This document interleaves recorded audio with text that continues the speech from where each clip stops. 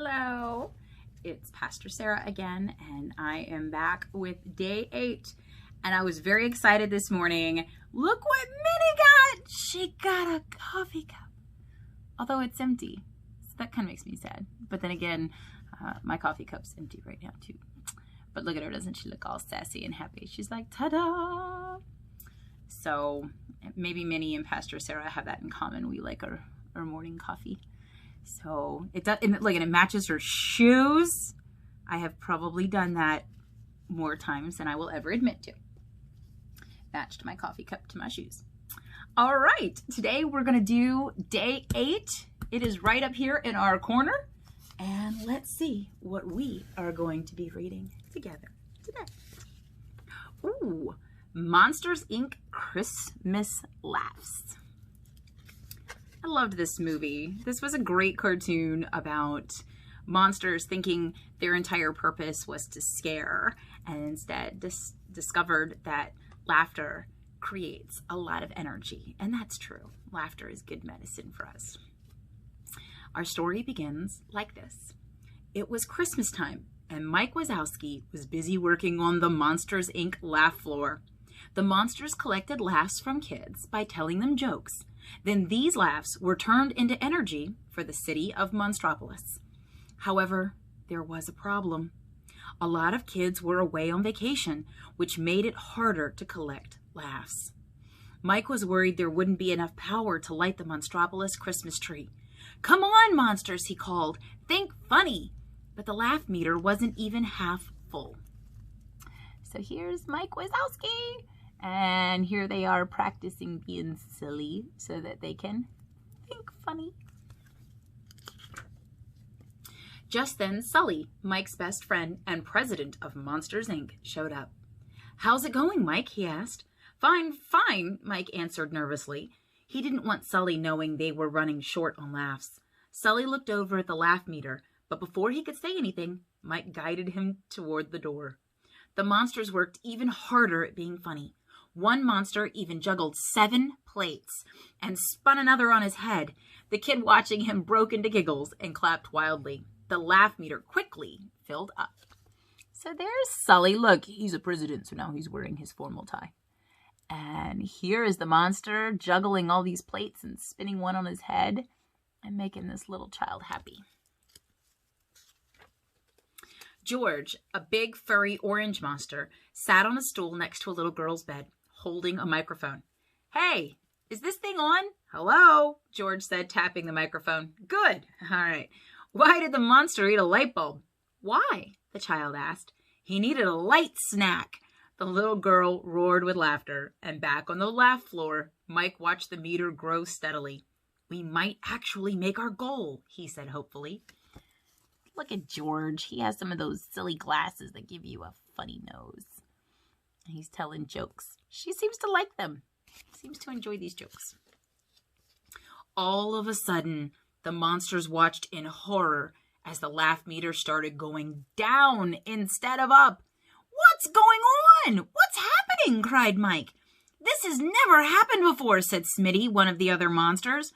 "Well, don't just stand there. Fix it," said Mike. The monsters sprung into action, and after a while they discovered a leak in the laugh tank where all the laughs were stored. They were worried that all of their hard work had been for nothing. There's the tank. It's going down. It's going all the way down. We want it to go up, up. "Ho, ho, ho," came a cheerful voice. Mike looked up and saw Santa Claus walking onto the floor. Then he realized it was Sully dressed up. "I'm just getting into the Christmas spirit," Sully explained. But then he noticed no one else looked very festive. "It looks like I'm the only one. What's going on?" Mike explained the problem, but assured Sully that he had everything under control.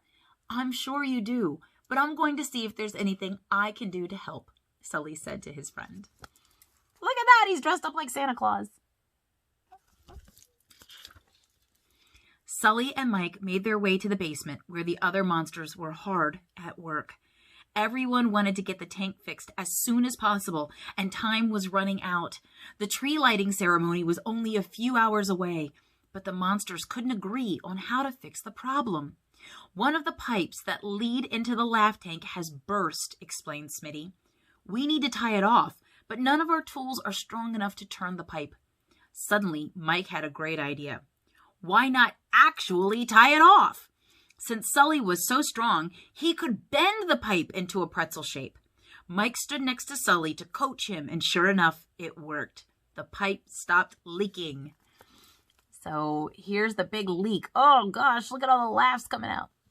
And then over here, they've created a knot. It kind of does look like a pretzel, doesn't it? Mike and Sully headed back to the laugh floor, and everyone congratulated Sully. Mike wondered why no one was thanking him. It had been his idea, after all. But there was no time to think about that. We're back up and running, he announced. Let's make some laughs. All the monsters got to work. They knew they had to work extra hard to make up for all the lost laughs. So here's everybody congratulating Sully. And Mike looks a little confused. Maybe monsters, just like people, like recognition. Sully decided to help out. Hey, we've only got a couple hours to get the tree lit, he said. Still dressed as Santa, Sully went through a child's wardrobe door. Then he came back. He looked at the laugh meter. It was increasing, but very slowly. We've got to make it, Sully said to Mike. Finally, the laugh meter was back where it had been before the leak. But time was running out. Then Sully had an idea.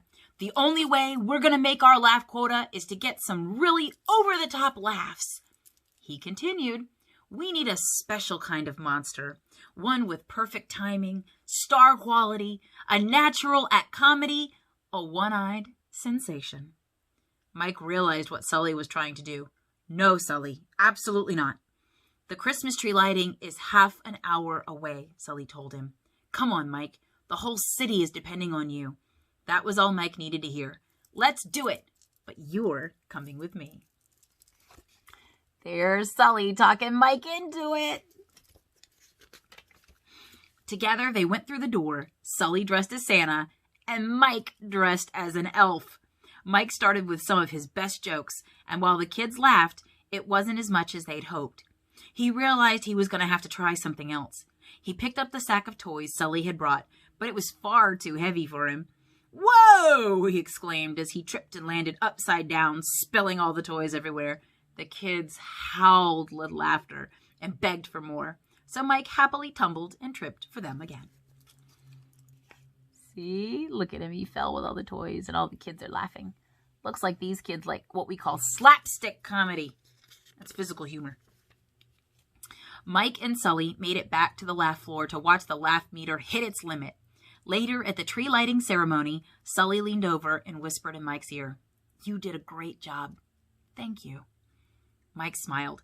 You know what I always say? Funny doesn't grow on trees. When you got it, you got it. And I got it. Sully laughed. He was happy Mike had it and shared it. It was going to be a bright Christmas after all. Look at their tree. There's like eyeballs and teeth. I love it. They don't have a star. They have a hand. A monster claw at the top. So that's the end of our story. And this story reminds us that every person has something that they can share and something they can do to help. And sometimes we think, well, I'm not a doctor. I can't fix people. Or, I'm not a firefighter. I can't run into a building and save people from flames. But, sometimes it's what you can do that is so important. And in our story, making people laugh made all the difference. And sometimes bringing joy to people is one of the best things we can do for them. It makes us feel better, it makes us do better, and it makes us realize that we are loved. And Mike was able to share that gift. He has comedic timing. He's funny. And there was a really important moment where he needed to step up and jump in and help out. And he did. So just because you might be smaller or younger, don't think that you don't have an important place too. Because in God's world, every person is important. Not just to God, but to the church and to others. You are important, not just to your family and your friends, but all of God's family. You are important. And when the time comes and you see that, hey, I can jump in and help out here, I hope you will.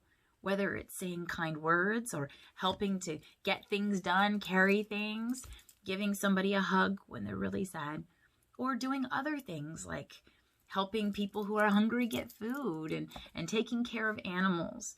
I hope that you will do that because it makes all the difference in the world. And that's really what Christmas is about, when all the difference came into our world. And I had fun reading this one with you, and I love that Minnie's got some more accessories now. So tune in tomorrow and we'll see not only what we're going to read, but what's going to happen next with Minnie. Have a great day, guys.